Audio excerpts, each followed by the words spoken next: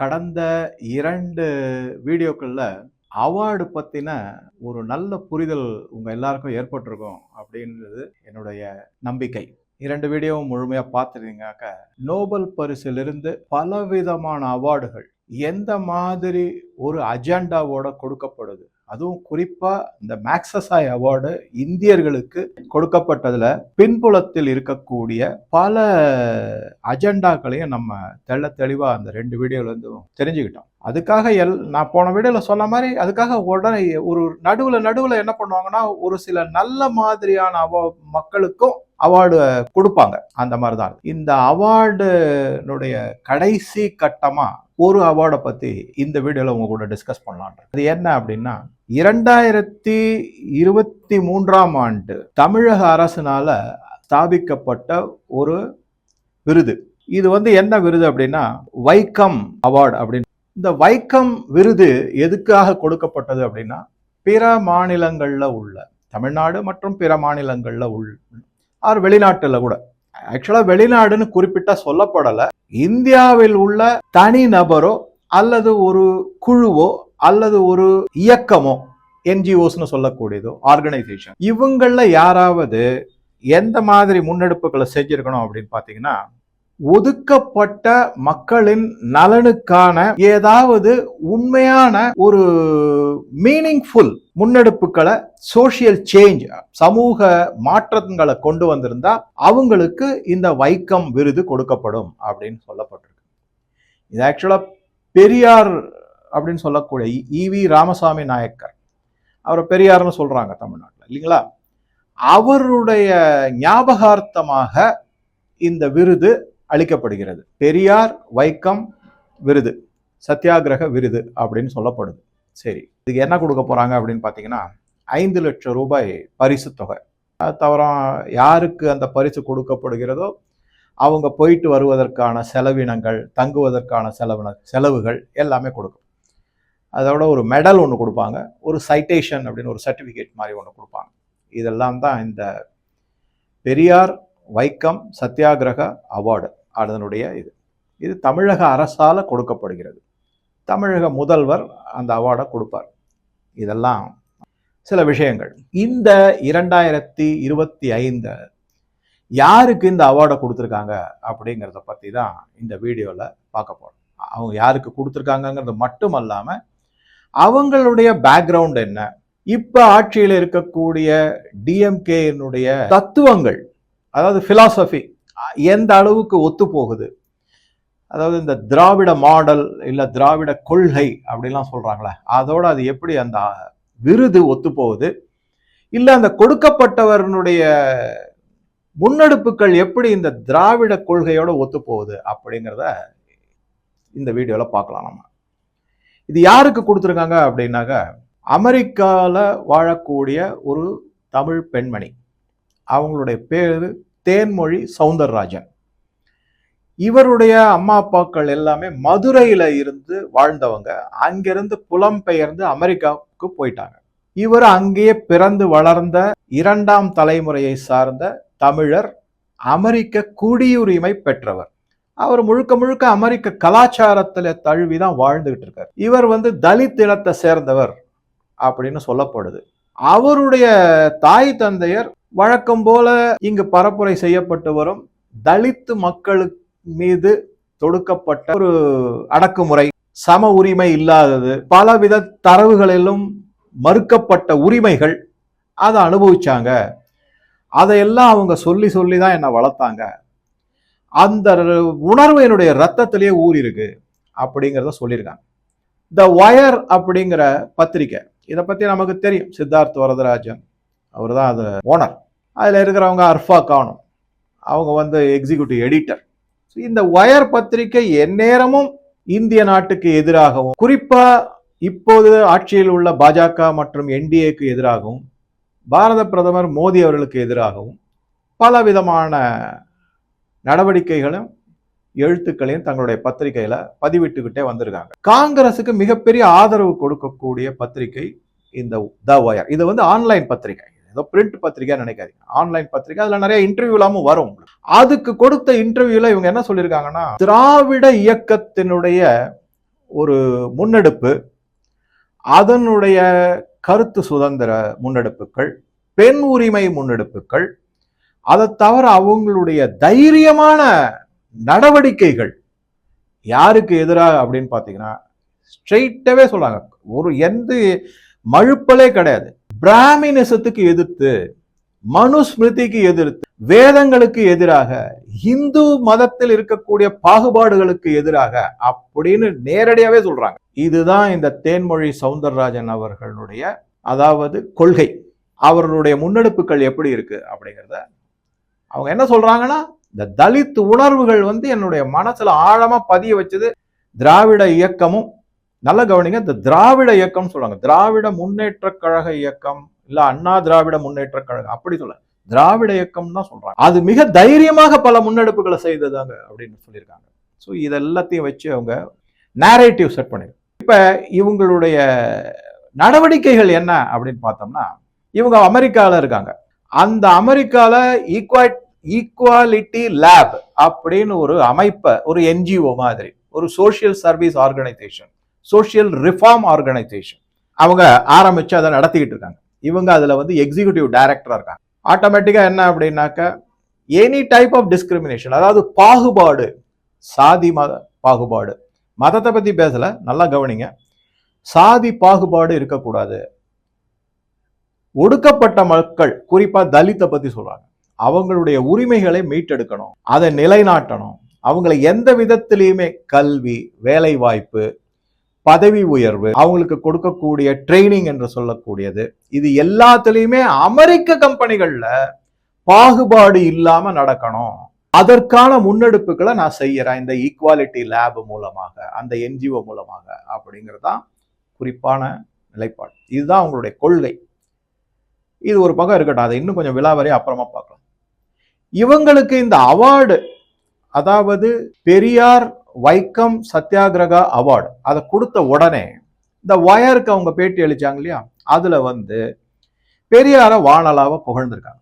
EV Ramasamy அவர்களை வானலாவை புகழ்ந்திருக்காங்க. எந்தெந்த மாதிரி பாயிண்ட சொல்லியிருக்காங்க அப்படின்னு பாத்தீங்கன்னாக்க, முதல்ல வைக்கம் சத்தியாகிரக போர்ல ஈவிஆர் அவர்கள் மிக மிக பெரிய அளவுல பங்காற்றினார் அப்படின்னு சொல்லியிருக்காங்க. இதை பத்தி பலவிதமான சந்தேகத்திற்கு இடமான பதிவுகள் நிறைய வந்திருக்கு. அதாவது ஈவிஆர் பங்கெடுப்பை பத்தின சந்தேகங்கள் நிறைய கிளப்பப்பட்டுள்ளது. அதை பத்தின ஆதாரபூர்வமான பதிவுகள் நிறைய வந்திருக்கு.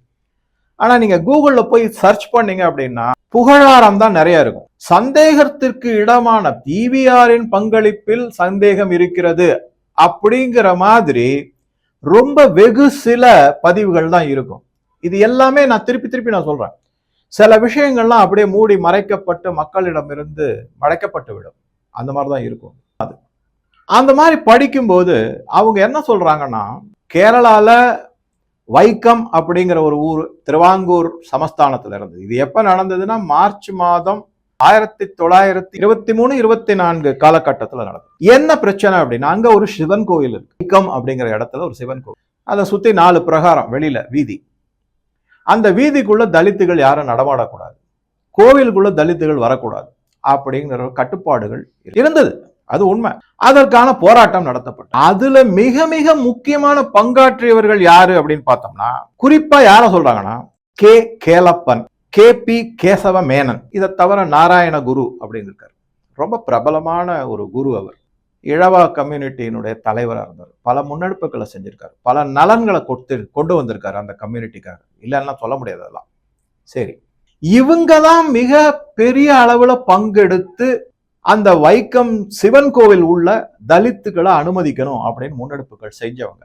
ஆக ஈவிஆருடைய பங்கு மிக மிக சொற்பம் அப்படின்னு. இவர் ஒரு தன்னுடைய ஆதரவாளர்கள் பலரை கூட்டிக்கிட்டு ஈரோடுல இருந்து வைக்கம் போனார். அங்க போய் அவர் என்ன செஞ்சாரு, ஏது செஞ்சாரு அப்படிங்கறதெல்லாம் பலவிதமான சர்ச்சைகள்லாம் இருக்கு. முதல் சர்ச்சை, முக்கியமான சர்ச்சை எது அப்படின்னா, அவருக்கும் மோகன்தாஸ் கரம்சந்த் காந்திக்கும் ஒத்து போகல. மோகன்தாஸ் கரம்சந்த் காந்தியும் வைக்கம்க்கு வந்திருந்தாரு, அந்த இடத்துக்கு வந்திருந்தாரு. அவரும் இந்த தலித்துகளை கோவில் உள்ள அனுமதிக்கணும்னு போராட்டம். இவங்க 2 பேருக்குமே ஒத்து போகல. கடைசியில் ஈவிஆர் காந்தியவே எதிர்க்க ஆரம்பிச்சாரு. சோ ஆக மொத்தம் இவருடைய பங்கேற்பு அல்லது பங்களிப்பு இந்த வைக்கம் போராட்டத்தின் வெற்றி அப்படின்னு பார்க்கும்போது எந்த அளவுக்கு அது உண்மை அப்படிங்கிறது பெரிய ஒரு கேள்விக்குறியா தான் இருக்கு இன்னி வரைக்கும். அது ஒரு பக்கம் இருக்கட்டும். இவர் என்ன பங்களிப்பு செஞ்சாரு, வைக்கம் பத்தி நம்ம போனோம்னா அது தனி வீடியோ போட வேண்டியதா இருக்கும். இப்ப நம்ம இந்த வீடியோல தேன்மொழி சௌந்தரராஜனுக்கு இந்த விருது கொடுப்பதை பற்றி தான், அவங்களுடைய பேக்ரவுண்டு எப்படி இருக்குங்கிறத பத்தி தான் நம்ம பார்க்க போறோம். சரி, இப்ப என்ன வரலாம் அப்படின்னா, இவங்க எதை பத்தி முன்னெடுத்தாங்க அப்படின்னு சொன்னா, இப்ப அது ஒண்ணு சொல்லியிருக்காங்க. பெரியாரை பற்றி இவருங்க புகழ்ந்து பேசும்போது அவர் என்ன சொல்றாங்க அப்படின்னா, காஸ்ட் ரிலிஜன் இது இரண்டுக்குமே, சாதி மற்றும் மதம், அதுக்கு எதிராக பெரியார் ஈவிஆர் செயல்பட்டார் அப்படின்னு சொல்றாங்க. ஆனா நமக்கு எல்லாருக்குமே தெரியும். ஒரு உதாரணத்துக்கு சொல்லணும்னா, இவர் தலித்துக்காக பாடுபட்டாருங்கிறது ஒரு சந்தேகக்குறி எதனால வருதுன்னா, தலித் பெண்மணிகள் ஆடை அணிந்ததன் மூலமாகத்தான் ஆடை விலை உயர்வு அதிகமாயிற்றுன்னு தன்னுடைய பத்திரிகையில எழுதியிருக்காரு. அந்த அவர் எக்ஸாக்டா என்ன எழுதியிருக்காருன்னு படிக்கிறதுக்கு எனக்கு கொஞ்சம் தயக்கமா இருக்கு. எதனாலன்னா அந்த வார்த்தைகள் தகாத, அதனாலதான் நான் அதை, ஆனா அதை எழுதியிருக்காரு, அது ப்ரூவ் ஆயிருக்கு. ஆக மொத்தம் இவர் தலித்துக்காக பாடுபட்டாரு அப்படிங்கறதெல்லாம் கேள்விக்குறிதான். அது ஒண்ணு. அடுத்ததா மதத்தை பத்தி, அவன் மதத்தை எல்லாமே சமத்துவமா பாவித்தார் அப்படின்லாம் சொல்றாங்க. அதுல குறிப்பா இஸ்லாமியர்களை பத்தி பேசும்போது அவர் பிராமணர்களை எதிர்ப்பதாக நினைத்து நாம் மலத்தில் கால் வைத்து விட்டோம் அப்படின்ற மாதிரி எழுதியிருக்காரு. அதுதான் அவருடைய ஒப்பீனியன். சோ இந்த முதல் பாயிண்ட், இந்த தேன்மொழி சௌந்தரராஜன் வயருக்கு கொடுத்த இன்டர்வியூல சாதி மற்றும் மதத்தை ஒழித்தார் அப்படிங்கறதுல தெளிவா நமக்கு தெரியுது அவர் எதை சார்ந்து இருக்காரு, எப்படி இருக்காரு அப்படிங்க. இதுக்கு பல பேர் சப்பக்கட்டு கட்டலாம், இல்ல அவர் இப்படி சொன்னாரு அப்படி சொன்னாரு, ஆனா தெளிவா இருக்கு. இது ஒரு பாயிண்ட் முக்கியமான. நான் 2-3 பாயிண்ட் மட்டும் சொல்றேன். அடுத்ததா தேன்மொழி சௌந்தரராஜன் என்ன சொல்றாங்க அப்படின்னு பாத்தீங்கன்னா, ஜெண்டர் ஈக்குவாலிட்டி அப்படிங்கிறாங்க.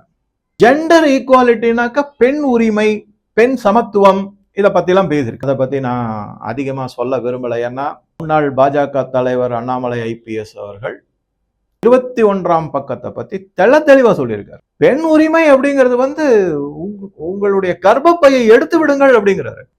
பெண்களிடம் கல்யாணமே செய்யக்கூடாதுங்கிறார். எப்படி ஒரு ஆண் மகன் பல பெண்களோடு தொடர்பு வைத்துக் கொள்வதற்கு அனுமதி இருக்கிறதோ, அதுபோல் பெண்களும் பல ஆண்களோடு தொடர்பு வைத்துக் கொள்ளலாம். இன்னும் இதை விட இன்னும் மோசமான லெவல் எல்லாம் பேசியிருக்காரு. சோ அங்க இந்த அம்மா தேன்மொழி சௌந்தரராஜன் சொல்லக்கூடிய பெண் உரிமை, பெண் விடுதலை, இதெல்லாம் எந்த அளவுக்கு பெரியார் நான் அவருடைய கொள்கைகளை பின்பற்றுறோம் அப்படின்னு மனதார புகழ்ந்திருக்காங்க. இதுதான் முக்கியமானது. இப்ப இந்த தேன்மொழி சௌந்தரராஜன் அமெரிக்கால என்னென்ன செஞ்சிருக்காங்க அப்படின்னு பார்த்தோம்னா, இவங்களுடைய இந்த ஈக்குவாலிட்டி லேப் மூலமாக ஒவ்வொரு கம்பெனியா போக வேண்டியது, அங்க ஆராய்ச்சி செய்யறேன் அப்படிங்கிற பேர் வழியில தலித்துகள் இருக்காங்களா அப்படின்னு பாக்குறாங்க.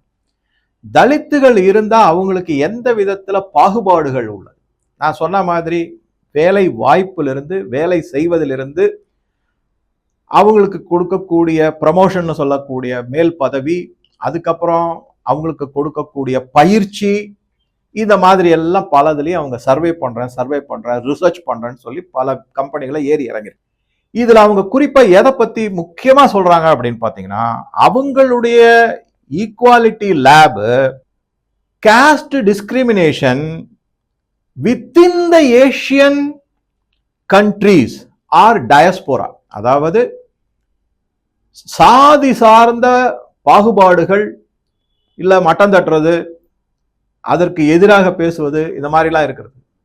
அது ஏசியன், சவுத் ஏசியன் கண்ட்ரீஸ், தெற்கு ஆசிய நாடுகள்ல காஸ்ட் மற்றும், அதாவது நாடுகள் மற்றும் அந்த மக்கள் குழுக்கள்ல, அமெரிக்காவில் வாழ் மக்கள் குழுக்களிடையே இருந்துச்சுன்னா அதை களைந்து எழிவதற்கு இந்த தேன்மொழி சௌந்தரராஜனுடைய ஈக்குவாலிட்டி லேப் வேலை ஆரம்பித்து செய்யும் அப்படின்றதான். இவங்களுக்கு வழக்கம் போல பல இயக்கங்கள்ல இருந்து, ஃபவுண்டேஷன், அதுல இருந்து நிறைய டொனேஷன், எக்கச்சக்கமா டொனேஷன், எல்லாமே மில்லியன் கணக்குல டொனேஷன்லாம் வந்திருக்கு. ஃபோர்டு ஃபவுண்டேஷன் டொனேஷன் கொடுத்துருக்காங்க, மெலிண்டா கேட்ஸ் ஃபவுண்டேஷன் ஒன்று இருக்கு, அவங்க பணம் கொடுத்துருக்காங்க. அதுக்கப்புறம் ஓப்பன் சொசைட்டி, ஜார்ஜ் சோரோஸ் அவருடைய இயக்கம் பணம் கொடுத்துருக்கு. இவங்க எங்க இந்த அமைப்பை வச்சு நடத்துறாங்க அப்படின்னு பாத்தீங்கன்னா, கலிபோர்னியா மாகாணத்துல நடத்துறாங்க. இந்த கலிபோர்னியா மாகாணத்துல இவங்க என்ன பண்ணிருக்காங்க அப்படின்னா, அங்க இருக்கக்கூடிய செனட், அந்த ஒரு அமைப்பு அசம்பிளின்னு வச்சுக்கோங்களேன் ஒரு உதாரணத்துக்கு. அந்த அமைப்புல இருக்கக்கூடிய ஆட்சியாளர், அதாவது இந்த எம்எல்ஏ மாதிரின்னு வச்சுக்கோங்க, அங்க இருக்கக்கூடிய செனட் மெம்பர்ஸ் அவங்க கிட்ட சாதி சார்ந்த பாகுபாடுகள், எந்த விதமான பாகுபாடு இருந்தாலும் அதற்கு எதிரான ஒரு சட்டத்தை கொண்டு வரணும். அந்த சட்டப்படி அதை யாரு கடைபிடிக்கிறாங்களோ, அதாவது பாகுபாடு பார்க்குறாங்களோ அவங்கள தண்டனைக்கு உள்ளாக்கணும் அப்படிங்கிறது ஒரு சட்டம். இந்த சட்டத்தை இவங்க நிறைவேற்றாங்க. 2022 இறுதியிலிருந்து 2023 வந்து இந்த சட்டத்தை நிறைவேற்றாங்க. டொனால்டு ட்ரம்ப்புக்கு எந்த விதத்திலையுமே ஒத்துப்போகாத இருக்கக்கூடிய கலிபோர்னியா மாகாண கவர்னர் கெவின் நியூசம், அவரு தான் இந்த இவங்களுக்கு சப்போர்ட் பண்ணி எல்லாம் செஞ்சு கொடுத்தாங்க. இதுக்காக அவங்க என்ன பண்ணுவாங்கன்னா சே எஸ் அப்படின்னு மிகப்பெரிய ஒரு போராட்டம் நடத்துறாங்க. இந்த போராட்டத்துல வந்து முக்கியமா யாரு கலந்துகிட்டு இதை முன்னெடுத்து செஞ்சதுன்னா அந்த கலிபோர்னியா மாகாண அசம்பிளி அவங்களுடைய செனட் மெம்பர் ஒருத்தர் இருக்காங்க. ஆன்டி காஸ்ட் டிஸ்கிரிமினேஷன் பில் அப்படின்னு பேர் அதுக்கு. அவங்க வந்து யாரு அப்படின்னு பாத்தீங்கன்னா ஆயிஷா வஹாப். இப்ப உங்களுக்கு கொஞ்சம் கொஞ்சமா புரிதல் ஏற்படும் நினைக்கிறேன்.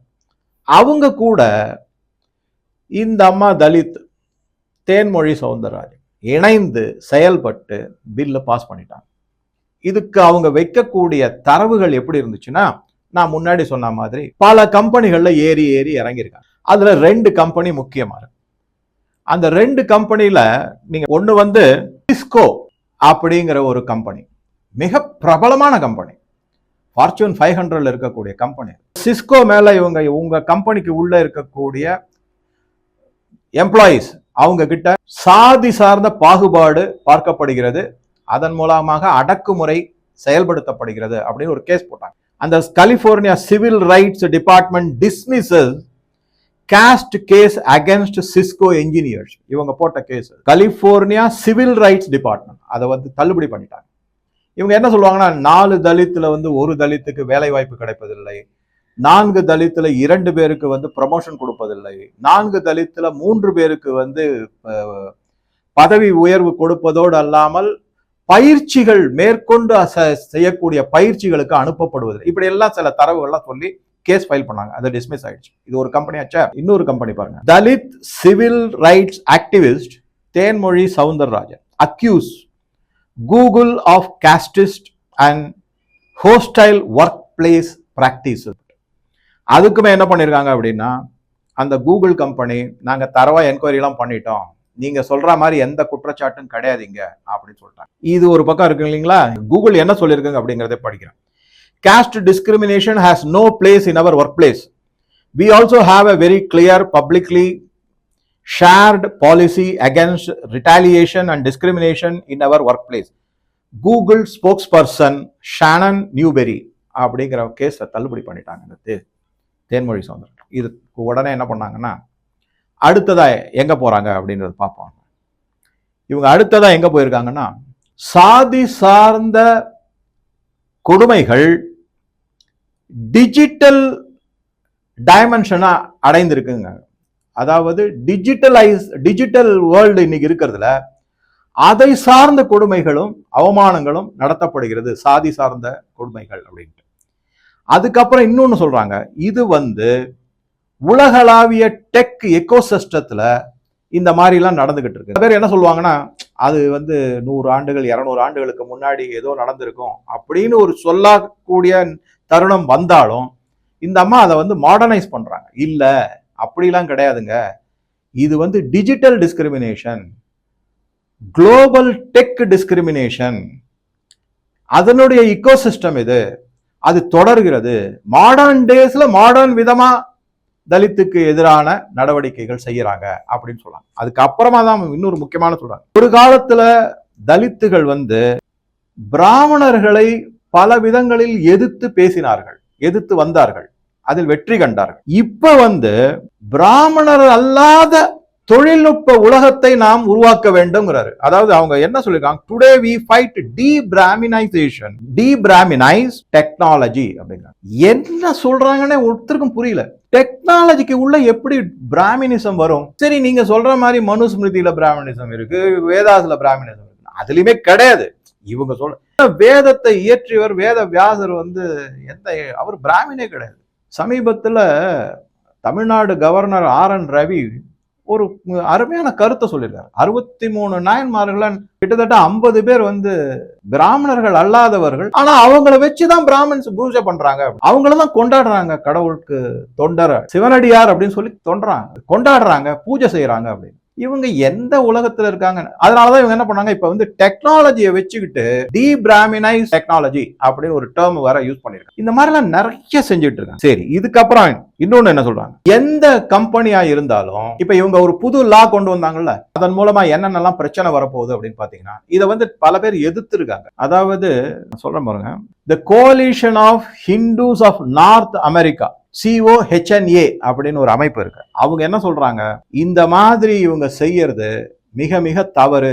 அவங்க என்ன காரணம் சொல்றாங்கன்னா, தலித் அப்படிங்கிற கான்செப்ட் இந்தியால மட்டும்தான் இருக்கக்கூடியது. இவங்க சொல்ற சவுத் ஏசியன் நேஷன்ஸ் சொல்லக்கூடிய நேபாள்லயோ இல்ல பங்களாதேஷ்லயோ இல்ல பாகிஸ்தான்லயோ மால்டீவ்ஸ்லயோ மொரீஷியஸ்லயோ இங்கெல்லாம் கிடையாது. சும்மாவான இவங்க மியான்மார் அது கூட எடுத்துக்கலாம். இங்கெல்லாம் வந்து தலித்துங்கிற கான்செப்டே கிடையாது. இந்தியால மட்டும்தான். அதுவுமே ஆங்கிலேயர்களால இந்தியாவை பிளவுபடுத்தி பிரிவினையை உண்டாக்கி, இந்துக்கள் இடையே பிரிவினையை உண்டாக்கி நாட்டை ஆளணுங்கிறதுக்காக திணிக்கப்பட்டதுதான் இந்த சாதி சார்ந்த தரவுகள் அப்படிங்கிறது தெள்ள தெளிவா தெரியும். எல்லாம் வந்து இப்ப எல்லாமே ஒன்னொன்னா உடைபட்டுக்கிட்டு இருக்கு. உண்மையான நிலவரங்கள் எல்லாமே தெரிய வந்துகிட்டு, அதற்கான பல விதமான ஆராய்ச்சிகள் செஞ்சு இது இப்படி இல்ல அது அப்படி இல்ல அப்படின்லாம் சொல்லி ப்ரூவ் பண்ணிக்கிட்டே வந்துகிட்டு இருக்காங்க. எல்லாருக்குமே அதுவும் தெரியும் உங்களுக்கு எல்லாருக்கும். அவங்க இந்த மாதிரி சொல்லிட்டு இந்த லா பாஸ் ஆச்சுங்களே, அந்த டெவின் நியூசம் அவர் தான் வந்து, ஏன்னா அவரு வந்து ஆன்டி இந்தியா, கம்ப்ளீட்டா டோட்டலி ஆன்டி இந்தியா. அது ஒண்ணு. ரெண்டாவது வந்து அந்த கலிபோர்னியாலேயே இல்லீகல் இமிகிரண்ட்ஸுக்கு அவர் சப்போர்ட் பண்ணக்கூடியவர். ஏன்னா அவர் ஜெயிக்கணும் இல்லையா கவர்னரா,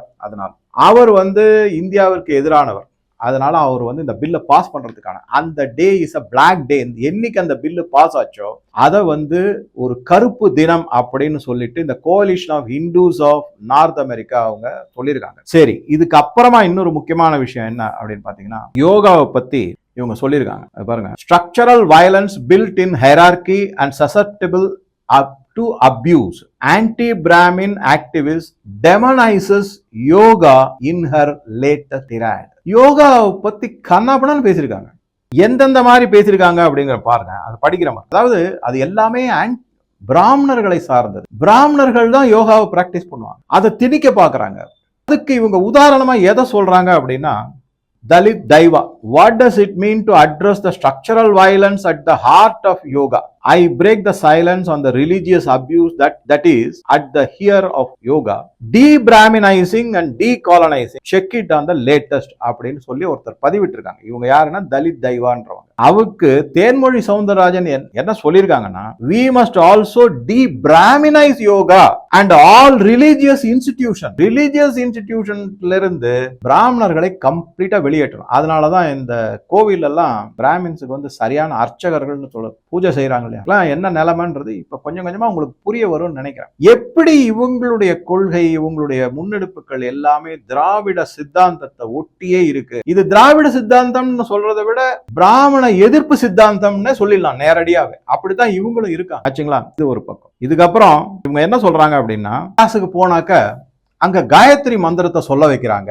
இதற்கு நான் எதிர்ப்பு தெரிவிக்கிறேன். இது வந்து யோகாவையே ஒரு பிராமினிசமாக ஆக்குவதற்கான முயற்சி. எதுக்கு காயத்ரி மந்திரத்தை சொல்லணும்? இப்படி எல்லாம் பல தரவுகள் யோகாவை பத்தி சொல்லி. கடைசியா இந்த பில்லு படி இப்ப என்ன ஆக போகுது அப்படின்னா, பல கம்பெனிகள்ல வந்து இவங்க போய் என்ன சொல்றாங்கன்னா, நீங்க தலித்துக்களுக்கு முன்னுரிமை கொடுக்கணும், வேலைக்கு வைப்பதுல பதவி உயர்வு கொடுப்பதுல முன்னுரிமை வைக்கணும், அவங்களுக்கு ட்ரைனிங் கொடுக்கணும், அவங்கள வந்து நீங்க முன்னெடுத்து வரணும். அதாவது அவங்களுக்கு தகுதி இல்லைன்னு நீங்க சொல்லக்கூடாது, அவங்களுக்கு தகுதி வளர்த்துக்கால அளவுக்கு நீங்க அவங்களுக்கு வந்து பலவிதமான உதவிகளை செய்யணும், பயிற்சிகளை கொடுக்கணும் அப்படின்லாம் சொல்லியிருக்காங்க. இது ஒரு பக்கம். இப்ப நான் நினைச்சு பாருங்க, முதல்ல இப்ப நம்ம எப்படி வியூ பண்ணலாம்னா, இப்ப நான் வந்து பாம்பேல இருக்கேன், அங்க சுத்தி இருக்கிறவங்க என்னன்னா, ஃபர்ஸ்ட் தமிழ் பேசுற மக்கள் எல்லாருமே சேரும்போது என்னன்னா, நம்மளாம் தமிழ் அப்படிங்கிற ஒரு உணர்வு வரும். அப்படித்தான் வந்திருக்கு, அப்படித்தான் நடந்துகிட்டு இருக்கு. அதுக்குள்ள வந்து இன்னும் ஜாதி கதியெல்லாம் பாக்குறது பெரும்பாலும் தவிர்க்கப்படுகிறது. அந்த இடத்துல தமிழ், மகாராஷ்டிரியன், குஜராத்தி, ராஜஸ்தானி, பஞ்சாபி அப்படிதான் பாக்குறாங்க. அது ஒரு பாயிண்ட். அதுவே தவறு இருந்தாலும் நான் சொல்றேன்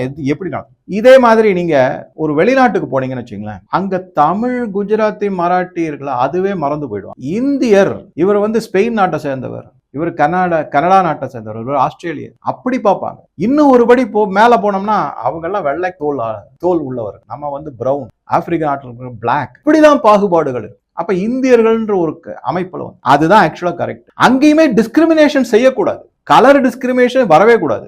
ஆனா இந்த மாதிரி இப்ப இவங்க வாழறது அமெரிக்கா. என்ன மாதிரி ஏதோ மும்பைல இருக்காங்க, சரி ஒரு தமிழ், தெலுங்கு, கன்னடா அப்படி பார்க்கலாம், அந்த மாதிரியும் கிடையாது. அங்க எப்படி தலித் டிஸ்கிரிமினேஷன் ஒண்ணு வரும் அப்படிங்கிறது எனக்கு தெரியல. அதோட இல்லாம அந்த நாட்டுக்குன்னு பல சட்டத்திட்டங்கள், அப்கோர்ஸ் அந்த அமெரிக்கால என்னன்னா பல மாகாணங்களுக்கு தனித்தனியான சட்டத்திட்டங்களும் இருக்கு, அதை அவங்க ஃபாலோ பண்ணிப்பாங்க. இப்ப என்ன ஆயிடுச்சுன்னா, ஒரு சின்ன உதாரணம் தான், அதை நீங்க தவறா நினைக்க வேண்டாம், இது நடக்கக்கூடிய சாத்தியக்கூறுகள் இனிமே அதிகமாகும் அப்படிங்கிறது தான். அதனாலதான் இந்த சட்டத்தை வரவிடாம பல பேர் தடுத்தாங்க. ஆனா நான் சொன்ன மாதிரி இந்த கெவின் நியூசம் வந்து இந்துக்கள் அமெரிக்க வாழ் இந்துக்களுக்குள்ளே பிளவுபடுத்தினா ஏதாவது ஒரு விதத்துல அவங்களுக்கு அது நல்லது அப்படின்னு சொல்லிட்டு தான் செஞ்சிருக்காங்க. என்ன காரணம் அப்படின்னு, இப்ப ஒருத்தர் வந்து உங்க வீட்டுக்கு உங்ககிட்ட ஒரு வீடு இருக்கு, ஃபர்ஸ்ட் ஃப்ளோர் இருக்கு, கிரவுண்ட் ஃப்ளோர் இருக்கு, நீங்க கிரவுண்ட் ஃப்ளோர் வாடகை கொடுக்குறீங்கன்னா ஒருத்தர் வராரு, இப்ப அவர் தலித்தா இருந்து நீங்க கொடுக்கல அப்படின்னா, ஏதோ காரணத்துக்காக கொடுக்கலன்னா அவர் தலித்துன்னு உங்களுக்கு தெரியாம கூட இருந்திருக்கலாம். ஆனா ஏதோ ஒரு காரணத்துக்கு நீங்க இல்ல சார் நாங்க வேற யாருக்காவது கொடுக்கறதா இருக்கோம்னு சொல்லிட்டீங்கன்னா அவரு போய் ஒரு கேஸ் ஃபைல் பண்ணலாம். தலித்துங்கிறதுனால எனக்கு வீடு கொடுக்க மாட்டேங்கிறாருன்னு சொல்லலாம். இதுல என்ன பிரச்சனை, அந்த ஓனருக்கு வந்து வாடகைக்கு வந்து கேட்டவர் வந்து தலிதா என்னன்னு கூட தெரிஞ்சே இருக்காது. ஆனா அந்த மாதிரி கேஸ் ஜோடிக்கப்படலாம், அதன் மூலமாக தண்டனை கொடுக்கப்படலாம். இதெல்லாம் சாத்தியக்கூறுகள் தான். இதனால இந்த திருப்பியும் எந்த ஜாதிய ஈவிஆர் ஒழிச்சிட்டான்னு சொன்னாரோ, எந்த ஜாதிய டிஎம்கே தலைவர்கள் ஒழிச்சிட்டான்னு சொன்னாங்களோ, அதே ஜாதிய இன்னும் பிரபலமா முன்னெடுத்து தான் செஞ்சுக்கிட்டு இருக்காங்க. இந்தியாவை விட்டு வெளியே போயும் அமெரிக்காலையும் போய் அதுதான் செஞ்சுட்டு இருக்காங்க. ஜாதியை வந்து இன்னும் ஊதி ஊதி ஊதி ஊதி அந்த நெருப்பு அணையாம புகையா விடாம புகைஞ்சுக்கிட்டு இருக்கிறத ஊதி நெருப்பு இன்னும் பெருசா எரிய விட்டு தான் ஜாதியை வளர்த்து தான் கொண்டு இருக்காங்க தவிர ஜாதி ஒழிப்பு அப்படிங்கிறது இவங்களால செய்யவே முடியாது. ஏன்னா மனத்துல அந்த மாதிரி எண்ணங்கள் தான் இருக்கு. இந்த கலிபோர்னியால இவங்க செய்யற இந்த நடவடிக்கைகள் பலதை பத்தி சொன்னேன். அங்க ஒரே ஒரு விஷயம், ராகுல் காந்தி அடிக்கடி கலிபோர்னியாவுக்கு போயிட்டு வருவாரு, அங்க போய் பல பேரை சந்திப்பாரு, பல விதமான மீட்டிங்லாம் போடுவாரு, கலந்துரையாடல்கள்லாம் நிகழ்த்துவாரு. அப்ப நீங்க கனெக்ஷனையும் கொஞ்சம் கொஞ்சமா புரிஞ்சுக்கலாம். ஏன்னா இந்தியாவில திரும்பி வந்தாக்க இதே தலித் பிரச்சனையை தான் வந்து ராகுல் காந்தி எடுக்கு. எந்த மாதிரி சொல்றாரு, கிரிக்கெட்ல தலித்துக்கு ஆட்டக்காரர்கள் யாரும் கிடையாதுங்க, அதே மாதிரி பாலிவுட்ல தலித் ஆக்டர் யாரும் கிடையாது, பல இடத்துல சொல்றாரு. அரசாங்கத்துல வந்து பல உயர் பதவிகள் எல்லாம் தலித்தே இல்ல, ராணுவத்துல தலித் இல்ல, இந்த மாதிரி நிறைய சொல்லிட்டு இருக்கு. இந்த தலித் கனெக்ஷனை நீங்க கொஞ்சம் கோடித்து பாத்தீங்கன்னா எங்க இந்த கனெக்ட் டாட்ஸ் எல்லாம் வருது, எங்கெங்கெல்லாம் இந்த read in between the lines வருது அப்படிங்கிறது கொஞ்சம் நமக்கு தெளிவாகவே புரியும். பல விதமான இந்த வைக்கம் அவார்டு தமிழ்நாடு அரசால இந்த வருஷம் கொடுக்கப்படக்கூடிய தேன்மொழி சவுந்தரராஜன் அவங்களுடைய நடவடிக்கைகள், அவங்களுடைய பின்புலம், அவங்களுடைய சித்தாந்தங்கள் எந்த அளவுக்கு திராவிட சித்தாந்தத்தோட ஒத்து போகுது அப்படிங்கிறது தெளிவா பார்த்து. இன்னொரு விஷயம் என்னன்னா, எங்க இருந்தோ தேடி கண்டுபிடிச்சு அமெரிக்க வாழ் தமிழருக்கு தான் அவார்டு கொடுக்கணுமா? இங்க தமிழ்நாட்டுல வேற யாருமே கிடையாது, இல்ல அண்டை நாட்டுகள்ல யாருமே கிடையாது, அண்டை மாநிலங்கள்ல யாருமே கிடையாது, இங்க இருந்து அமெரிக்கா வரைக்கும். அப்பதான் எனக்கு என்ன சந்தேகம் வருதுன்னா, ஒருவேளை இந்த ராகுல் காந்தி தான் இவங்களுக்கு கொடுக்கறதுக்கு, ஏன்னா கலிபோர்னியா கனெக்ஷன் அப்படின்னு பாருங்களேன், ஒருவேளை அவரு தான் இவங்களுக்கு சிபாரிசு செஞ்சிருப்பாங்களோ அப்படின்னு ஒரு சந்தேகம் எனக்கு வருது. ஸோ உங்க கருத்துக்களை பதிவிடவும் நன்றி, வணக்கம்.